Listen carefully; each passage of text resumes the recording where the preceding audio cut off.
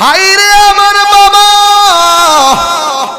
ও আব্দুল্লাহপুরের বন্ধু, আমার নবী আপনার নবীর সাহাবীকে এই দুনিয়াতে যারা আল্লাহর প্রিয়তম বান্দা হয়েছে সব বান্দারা পরীক্ষার সম্মুখীন হয়েছে। আমার নবীর সাহাবীদের মধ্যে এমন একজন সাহাবী যার নাম হলো হযরতে বেলাল। জবানটা খুলে কি আল্লাহু আকবার বলা যাবে না? কারণ বেলাল আমার নবীকে জানের চাইতে বেশি ভালোবাসতো। আল্লাহ কোরআনে ভালোবাসার কথা বলছেন এভাবে, কুল ইন কুনতুম তুহিব্বুনাল্লাহ ফাত্তাবিউনি ইউহিব্বুকুমুল্লাহ ওয়া ইয়াগফির লাকুম যুনুবাকুম ওয়াল্লাহু গফুরুর রহিম।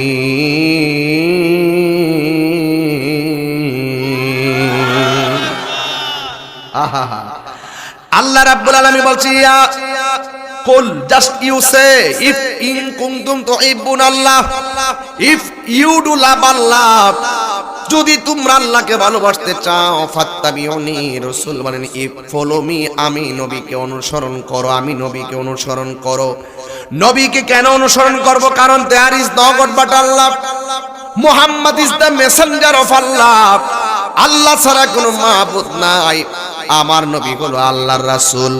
ওই নবীকে পাইয়া আব্দুল্লাহপুরের মানুষ খুশি না বেজার?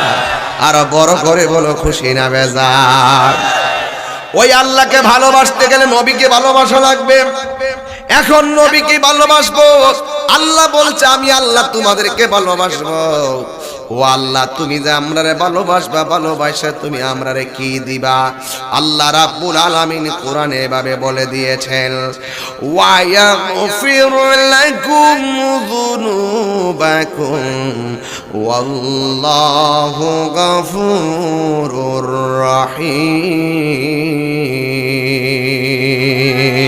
হায়রে আমার বাবা,